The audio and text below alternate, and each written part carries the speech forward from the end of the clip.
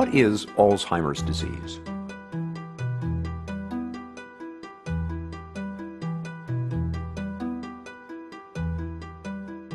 Alzheimer's is a slow, fatal disease of the brain affecting 1 in 10 people over the age of 65. No one is immune.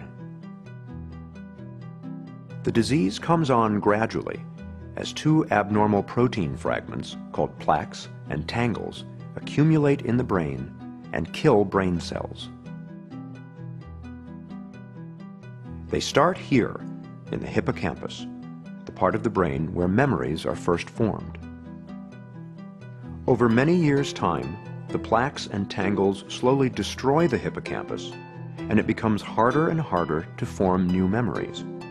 Simple recollections from a few hours or days ago that the rest of us might take for granted are just not there.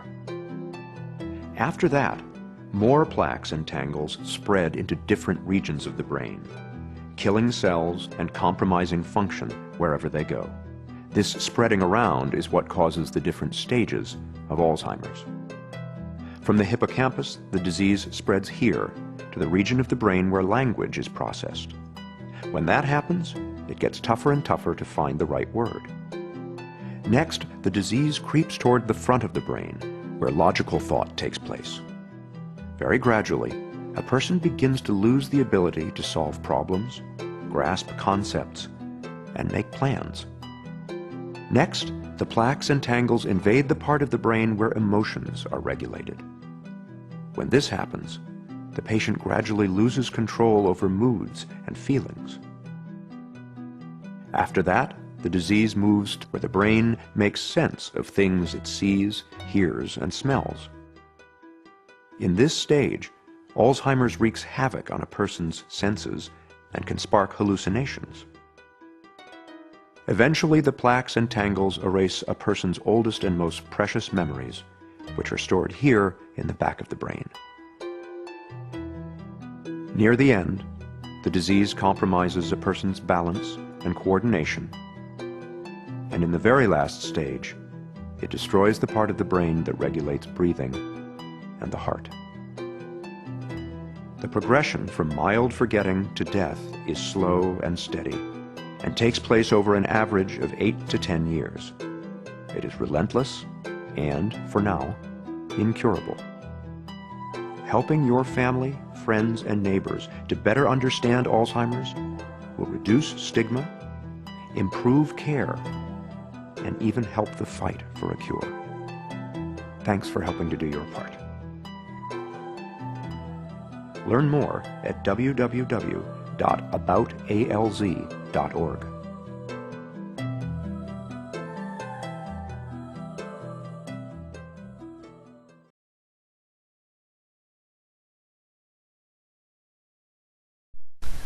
Alzheimer's disease is a progressive degenerative disease. Symptoms include loss of memory, difficulty with day-to-day tasks, and changes in mood and behavior. People may think these symptoms are part of normal aging, but they aren't. It is important to see a doctor when you notice any of these symptoms, as they may be due to other conditions such as depression, drug interactions, or an infection. To help you know what warning signs to look for, the Alzheimer's Society has developed the following list. Memory loss that affects day-to-day function. It's normal to occasionally forget appointments, colleagues' names, or a friend's phone number, and remember them later. A person with Alzheimer's disease may forget things more often and not remember them later, especially things that have happened more recently.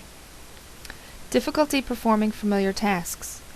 Busy people can be so distracted from time to time that they may leave the carrots on the stove and only remember to serve them at the end of the meal. A person with Alzheimer's disease may have trouble with tasks that have been familiar to them all their lives, such as preparing a meal. Problems with language. Everyone has trouble finding the right word sometimes, but a person with Alzheimer's disease may forget simple words or substitute words, making her sentences difficult to understand. Disorientation of time and place. It's normal to forget the day of the week or your destination, for a moment, but a person with Alzheimer's can become lost on their own street, not knowing how they got there or how to get home. Poor or decreased judgment. People may sometimes put off going to a doctor if they have an infection, but eventually seek medical attention. person with Alzheimer's may have decreased judgment, for example, not recognizing a medical problem that needs attention, or wearing heavy clothing on a hot day. Problems with abstract thinking. From time to time, people may have difficulty with tasks that require abstract thinking, such as balancing a checkbook. Someone with Alzheimer's may have significant difficulties with such tasks. For example, not recognizing what the numbers in the checkbook even mean. Misplacing things. Anyone can temporarily misplace a wallet or keys. A person with Alzheimer's may put things in inappropriate places, an iron in the freezer or a wristwatch in the sugar bowl. Changes in mood and behavior.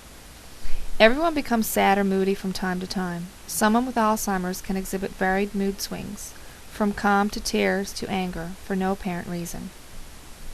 Changes in personality. People's personalities can change somewhat with age, but a person with Alzheimer's disease can become confused, suspicious, or withdrawn. Changes may also include fearfulness or acting out of character. Loss of initiative. It's normal to tire of housework, business activities, or social obligations, but most people regain their initiative. A person with Alzheimer's disease may become very passive and require cues and prompting to become involved.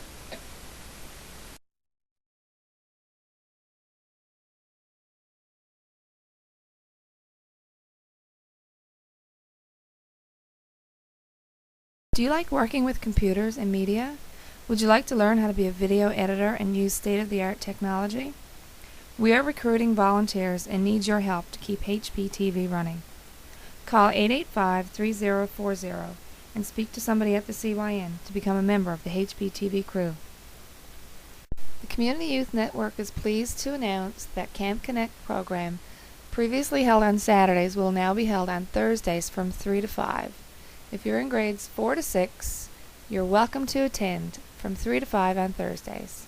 Hope to see you there!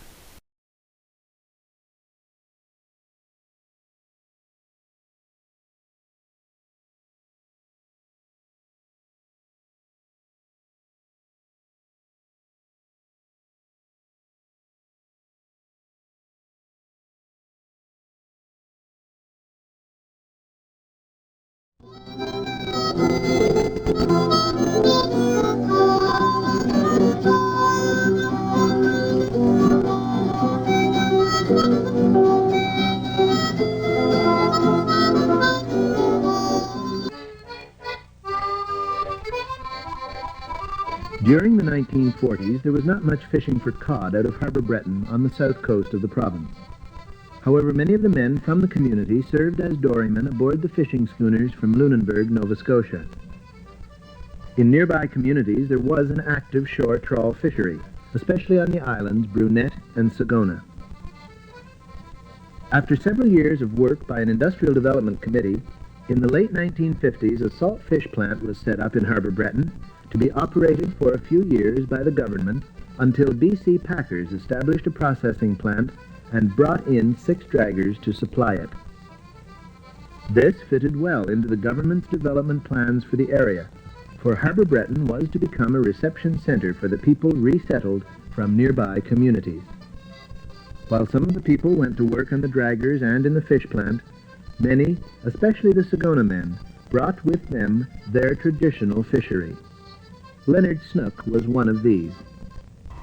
Well, we decided to come here because it was closer to our fishing ground, we call it that. If we had to move somewhere else, well, we know nothing about the ground. We never had no sounders or nothing, we just had to go with marked land there. Which in Harbour, Breton, when we wanted to go on the ground, or our own ground we call it, we know right where we was going at. We know where we were sitting our trough. About this same time, there began the heavy fishing of the herring stock, which was to wipe them out within 4 or 5 years. Alex Snook and his son Wesley both took part, and have no doubts about what happened. To destroy, the boats, taking some money earning, eh? And you should want about a 30 ton, but you sit out and get about a 150 ton. Well, you might, the boats last so you call them for come and take the earning, and then they had the same thing last night too, and Well, nothing else you could do. You had double, eh? And then, well, you used to have those packers when they were loaded and gone. You had to do that, or else you couldn't buy the Saint out of myself. Have you seen a lot of it dumped? You certainly have. Yeah. Like I said, around what we don't want to see. I wouldn't went to Vista Skipper, but I tell you, I see about herring though. I was at 6 winters, and I was only at a couple of winters. First year I went with Tom Colony, we was at the month of January, well, the 7th January we started. And we missed one night. And we went down there the next morning with full load. And she used to carry around 153 tons, that's what we used to get. And I figured there's a lot of nights we dump more than their load. And that's all it either. So I would say that's what happened to the herring fishery in those mercury lights, pit like we used to call them. Well, I mean, when they start using them, well, that was to kill it altogether. The destruction of the herring fishery was clearly the result of the failure of the federal government department responsible for fisheries to impose needed regulations. Today, once again, that department is being challenged by the fishermen of Harbour Breton to accept its responsibilities as the only agency with the authority to deal with the fisheries of this country, to assist them in settling a dispute that has arisen over the past couple of years. The dispute is between trawl and gillnet fishermen. The area involved includes the Sagona and Brunette banks. The solution could affect a whole life and work style. In mid-January, only a couple of gillnetters were fishing. The trawl fishermen were busy getting their gear ready to begin the new season in March. But all of them, on both sides, were anxious to talk about the problem and to press for an early solution. Well, I'll tell you what's going to happen. If the gillnet still keeps that up, it's going to be a complete failure. It's going to happen there, same as happen everywhere else. You'll get 10 or 15 half-size gillnetters or long liner type boats we got here, but they're not real long liners because they're not that big. But if you get every one of them with 50 or 60 nits, and the next year it's going to come into 100 nits, and the next year it's going to be 150 nits, and there's going to be nothing left to catch. So there's going to be 100 men walking around. There's about 6 gillnetters. There's about another 60 men there now, just full up. Go out there, black ticket 5, with 60 lines of gear baited, by $40 per bait. Go out there now and throw gear overboard. How you going to get it overboard when you don't know where the buddy got his nits at? Huh? Well, I tell you one reason that I'm down in Gillnet, because I couldn't get no other crew. I'm going to crew go trout. Because I mean, I got to have 4 men, and you know it's going to cost you that much more money, eh? That's the reason I went Gillnet. Well, Gillnet you can manage smuggling out with 3 men if you had to, you know, and it's not that much work, eh? The gillnets where it is now, they're everywhere, all over the place. You don't know when you sit, you don't know if you're going to be into them or not.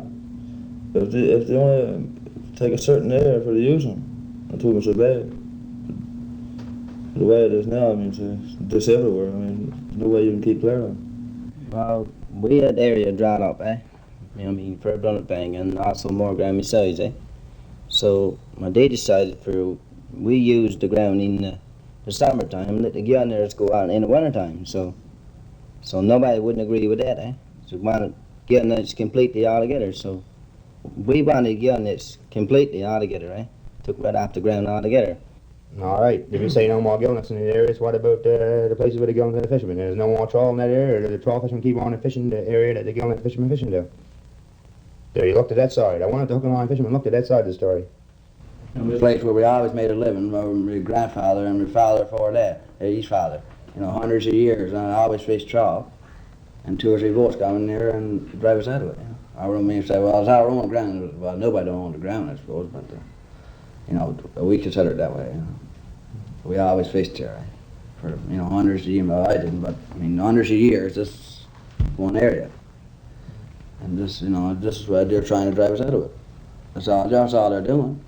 When the air started getting fish out the gillnets over there, the fishing boats all comes over on top of us, and we're licked all together.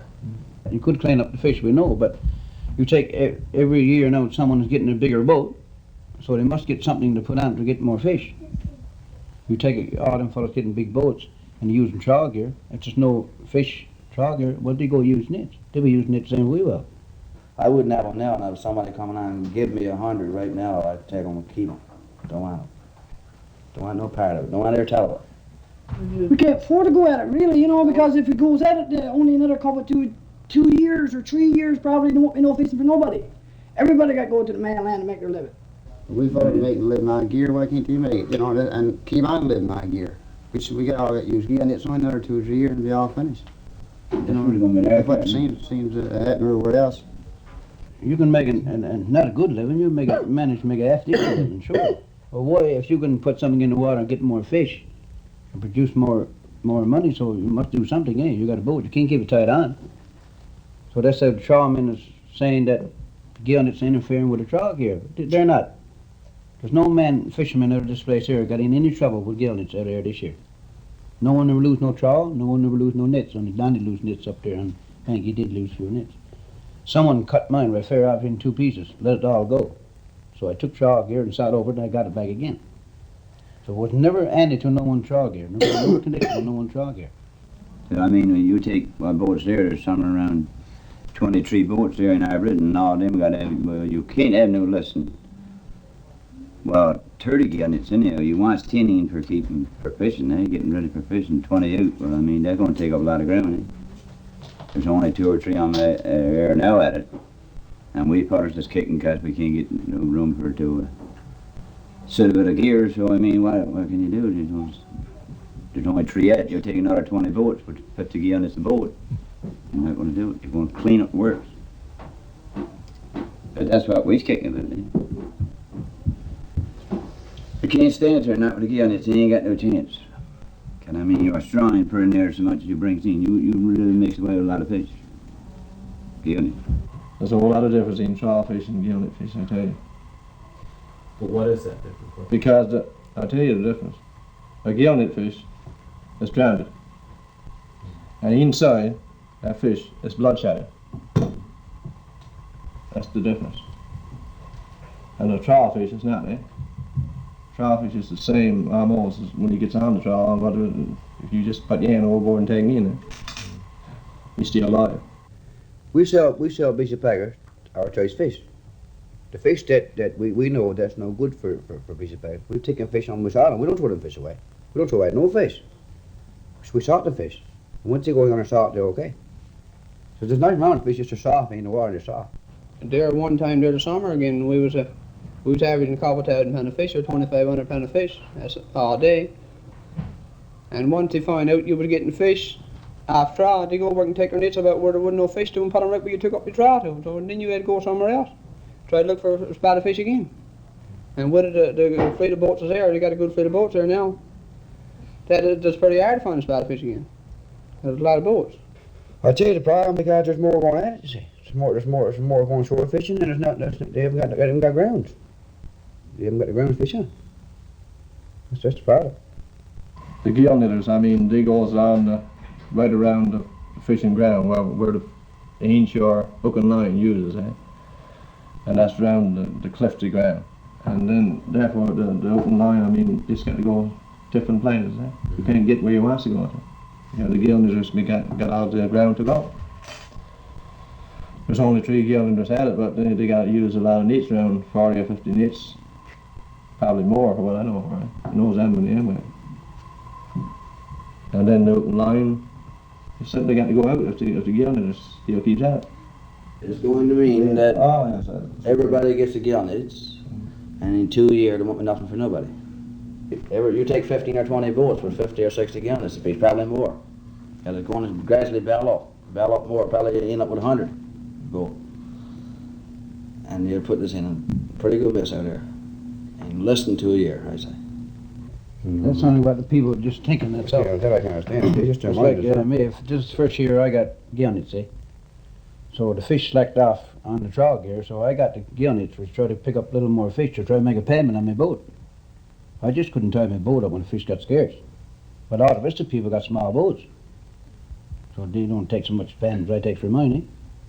How long have you been fishing here for, John? I've been fishing about 8 years.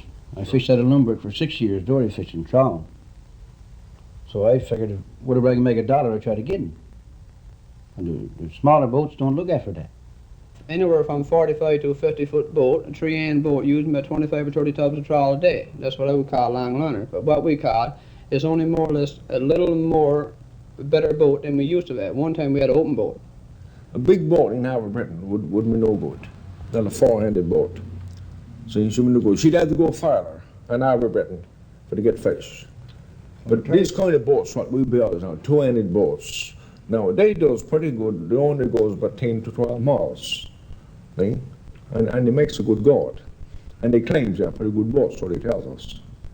Well, the 2-end boat is running about 50, 60 lines a gear. A very odd one is running in more than 60 lines. That's around there. Now, there is some places up around the western, what we call around the western shore, they do use some more gear because the fishermen up there have been using oller all their life, them fishermen. And they run a lot more gear. But around here, people's not used to the ollers yet. It's only, most every boat got a man now.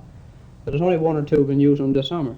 But you take, if everything goes good, and the nets will stop and we can get the room to run the gear, that I figure will be the last part of this summer that all the boats you'll be using around 8 and 10 tubs a day. Just as well for them to give up, because we want to stop them anyway if we can, eh? I'd like to see the Guinness out of it altogether. That's what we'd like to see, completely out of it altogether.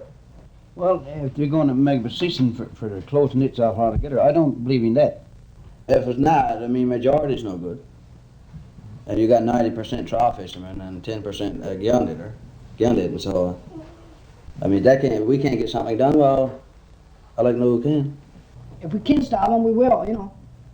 If we can't, well, we're going to have a joint on and use gill nets and clean it all up in about 2 or 3 years, clean everything all up, and the boats be turned up to the wharf. The fellas that owns the boat say, well, I ain't got one myself, and I won't be adding that one before this stuff is cleared up.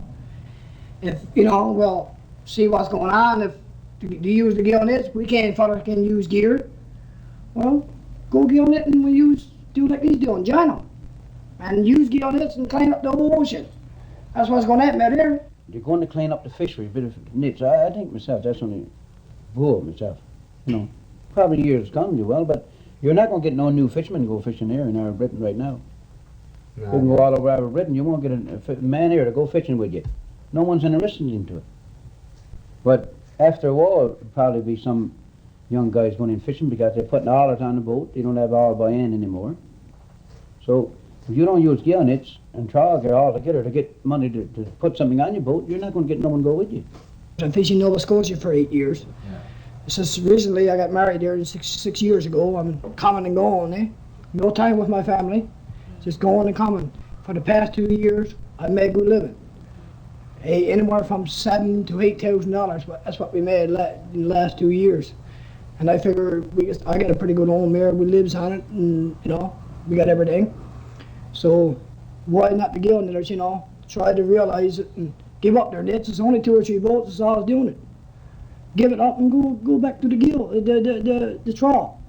I can quit gill netting as far as I'm concerned. I can use trawl gear. I use trawl gear all my life.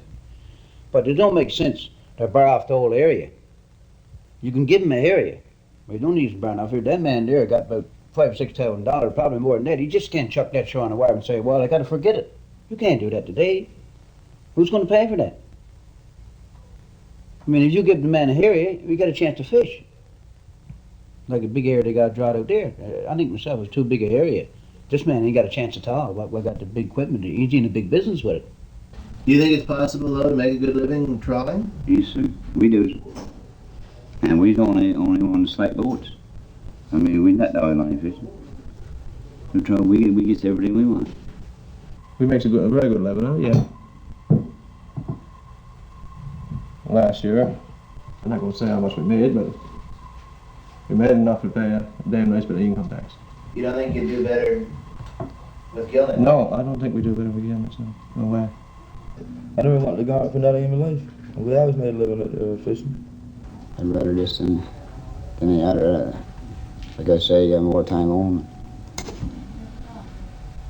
And I'd rather have this and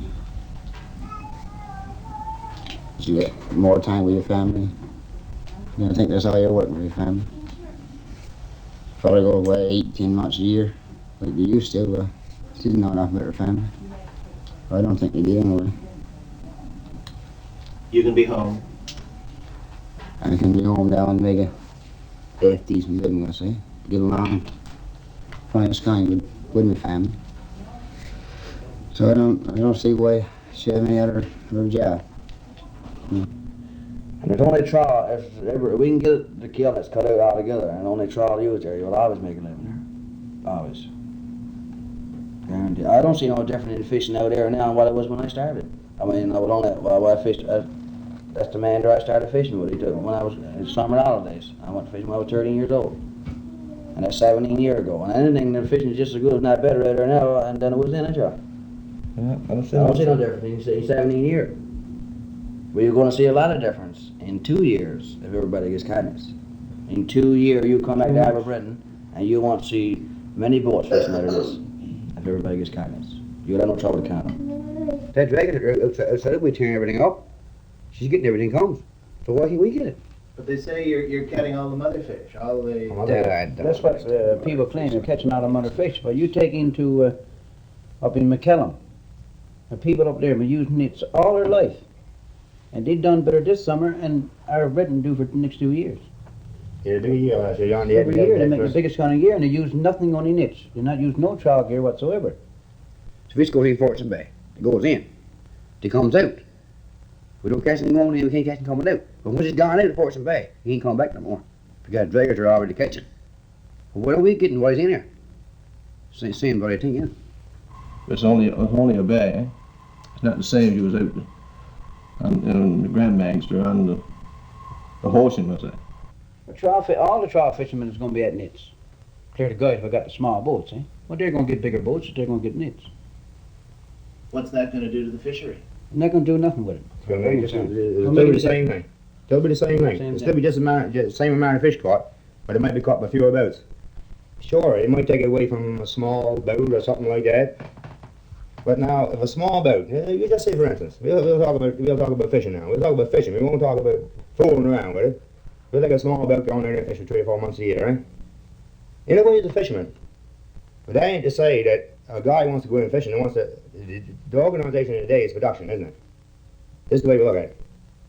If you go to a business and say, now, boy, you got to work 3, 4 months of the year, 6 months of the year, 7 months, and you got to give it up the rest of the year. But you said, boy, I don't want the money to even start. That's what he'll say on him. So what's the fisherman got to look at?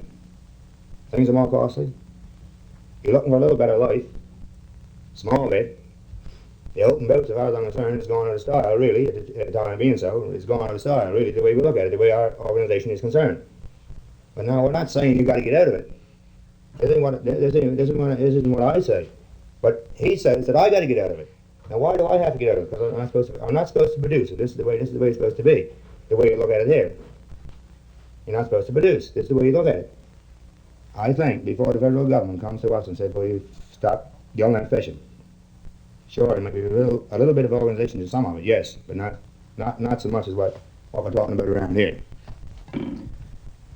The first thing I think you got to do is have an area like if they got a 12-mile limit on to, or there's 50, or if it's 200, and keep the goddamn draggers off the shore for the first start, because just like Walt was saying a while ago, a fish goes in here in the bay during the summer, and he's going out in the winter time. He's going to go out. He's going to go to the water deeper, and if there's any fish for a while, they're going to migrate out the ocean.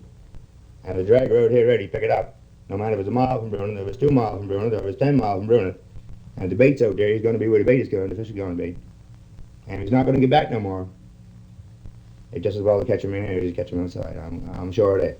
And if we can produce, we're not doing wrong so far as I'm concerned. I mean, production is the name of the game. It's the line of organisation. So I don't see the federal government going to say we're going to stop yelling at fishing because of we're shoving up the line of fishing now. Like I said before. We had a meeting with the fishery hours that they went with us too, eh? One from Hermitage and fisheries hours from here, Harbour, Breton. We went to Grand Bank, so we had a meeting. And we just draw up the blueprints to ground that we wanted, eh? So we got the blueprints come back, and we never heard nothing on it since. So, well, probably it should be. The area's closed somewhat, but why, in a way, should it be mostly closed for the line? I can't understand that. It's too much, really, at the present time, what they're asking for, the meetings we held. After this year, I mean, whatever goes able to get on this, there'll be nothing done about it, eh? You just got to put your foot right down if you want to They get things stopped on units. Between fishermen, you know, those units, eh? Science stuff, and that's how to go with fishermen, eh? You really make good friends, because you don't want to say nothing to hurt nobody, eh? And you don't want to do nothing to hurt anybody. Anybody's trying to make a living. But you got to try to defend yourself, too. Others there, he says you're going to take the law in your hands and all this stuff, you know. I don't want to be no part of that. No. And the fella go out and do something with it, we don't get on it, fellas, and the fellas then is over, that's fella gets blamed for it, eh? You got I blamed. know, but after, we blame for it now, haven't we? Blamed for shooting his buddies in no way, really. No, I know if I shot his buddy, you'd have to do it with me. You know, he's that much further, you wouldn't want to see another man. No, I don't. I'm never that way. Everybody's trying to make a living. You see why you should try to hurt one another. Until they come and the odds will stop. Really, the fishermen ourselves have to understand one another and try to work together. It's a big situation on it. Now the government got to step into it. Like I said before, I said the only thing is to do, and I know it was very bad for me to say, well, I got to take my nets out of the water a certain time of the year, but I would say if the government's going to do anything, the only thing to do is put a season onto it. We call meetings, yes. But only after the guys turn up there after time. And afterwards, you don't hear anything about it. Oh, they say it's only waste of time. But if nobody don't try it, there's never nothing about it. But to get the fishermen organised to have a committee, first of all, what we need, to talk to the government, and well, it's all right, the government can't make no decision unless they have a committee to do it. It's no good for government to talk to me, talk to someone else, and then make a decision because it's not everybody together, eh? This is what's happening, all right enough. When we had the meetings, it was the same way. The person sat down and say something, and what we do need is somebody to speak for them and committees organised to do so. And we're going to do anything at all. Otherwise, it's just the same as what's going on. Forget about the meetings and all the organisation onto it and just say, well, get along yourself the best way you can. It's only can happen unless they organise to have committees. I'm not in the big business with it, but I feel like going in the big business if they don't get it stopped. I probably have another 50 or 20 nits, you know, like that. If I could get some satisfaction in going into it. Every day you talk to a fisherman, it's cut off, it's going to get cut off, it's cut off, it's finished. Well, what can you do? Just sit and wait and wait and wait. And we was at that the first month it started, and now there's 14 or 15 months past, and there's no different now than the first day again it started. Okay, who has to make the decisions? Who says what can or cannot be done? That's the biggest problem. Who to contact and try to get something done first. Because we've been most we talk to is the manager of the plant, and he just write up letters, and send them to the Department of Fisheries, and type it up and send it to the Department of Fisheries, and we tell them, we keep missing to them off and on like once a month. Hey, did you hear anything about the last letter we wrote? And I said, no, but I haven't heard anything. Didn't pass another month go by, ain't heard anything about that letter yet. No, ain't heard the sound. Didn't come another month, well, then we go work and call a meeting again between all the fishermen, See if you write up another letter, see if you hear anything from it. Now, another sound, that's been like that ever since we started. Same thing. There been petitions signed and sent away, and maybe he's still in the envelope yet. Maybe not even more. So we haven't heard nothing from him. There's nobody trying to do nothing. That's the truth. Seems like it would make a lot of difference to fishery, you know, if fishery was controlled more than what it is. We got fishery boats there, I think they'd hit it for shooting terrorists. Do you think there'd be a future if it was managed and controlled? I think it would, yeah. A little longer than what there will be if it's not controlled. Yeah. Well, we need what? We need, really here, we need two committee leaders, one for hook and line and one for gill and fishermen. Really, the way it stands right now, we should have one for all. But two is what we need right now, right? And we need an in-between guy. And you don't want him to be a fisherman. You want somebody other than a fisherman to sit down and listen and say, well, all right, this is okay for now. Let's let the other party speak, but we're not getting it, and we can't get it. There's no way we can get it. There's no way unless the federal department comes in or the provincial department comes in and sits down to every meeting with someone with authority to say, well, now you're to speak, you know, you can stand up and speak now, or something like that, because this is what we had. The few meetings we had, there's one fellow speaks and you have a dozen speaking. Nothing we can do. They got to make the law, whether to stop it or not. We can make the law. The Department of Fisheries or Roman LeBlanc, as he called him, he's a fisheries. I can't see why he shouldn't be able to do something. He's getting paid for it at least. He's getting more sitting in his house than what we're getting. We're working 24 hours, 24.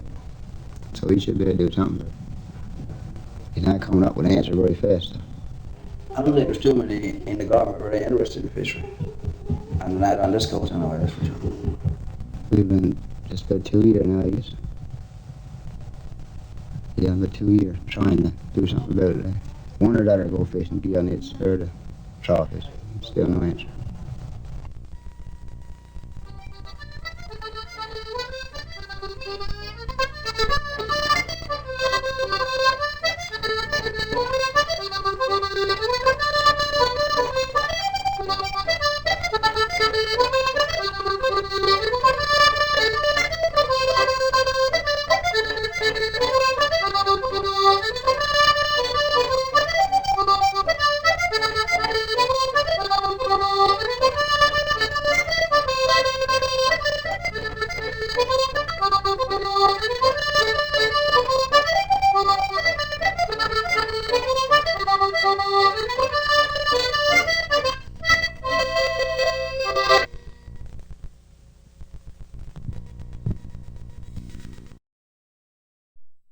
January is the start of another new year, and there's no better time to think about how you can improve your eating habits.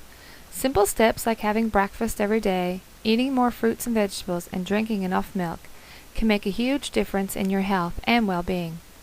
Challenge your friends and family to join you and enjoy the benefits of improved health and energy together all year long.